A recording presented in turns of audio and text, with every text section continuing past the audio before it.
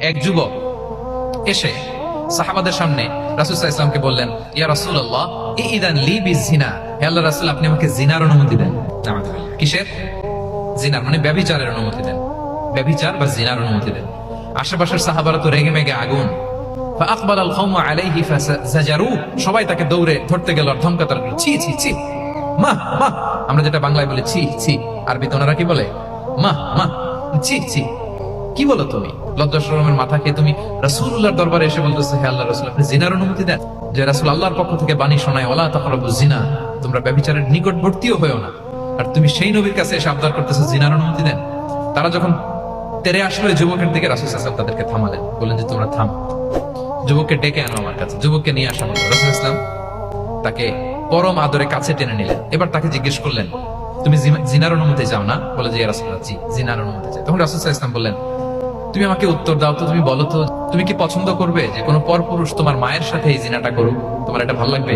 সে বলে, লা ইয়া রাসূলুল্লাহ, না, কখনো না, আমার মায়ের সাথে কেউ এই পাপাচারে লিপ্ত হবে, এটা কোনো মানুষ মেনে নিবে না। আমি কেন? কেউ মেনে নিবে না। তারপর রাসূল সাল্লাল্লাহু আলাইহি ওয়াসাল্লাম তাকে বললেন, তুমি তোমার কলিজার টুকরা সন্তান, কন্যা সন্তানের সাথে, তোমার কন্যার সাথে কেউ এই পাপ কাজটা করুক, এটা তুমি মেনে নিবে? এটা তুমি পছন্দ করো?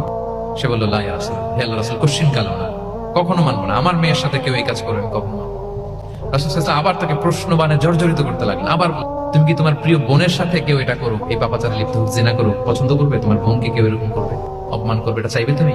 বলে, কখনো না, লা ইয়া রাসূলুল্লাহ, কখনো না, কেউই তো পছন্দ করবে না এটা। তখন রাসূল সাল্লাল্লাহু আলাইহি ওয়াসাল্লাম বললেন, তুমি যার সাথে জিনার অনুমতি চাইছো সে তো কারো না কারো মা, কারো না কারো মেয়ে, কারো না কারো বোন, তুমি এভাবে কেন ভাবতে পারো না? সুবহানাল্লাহ।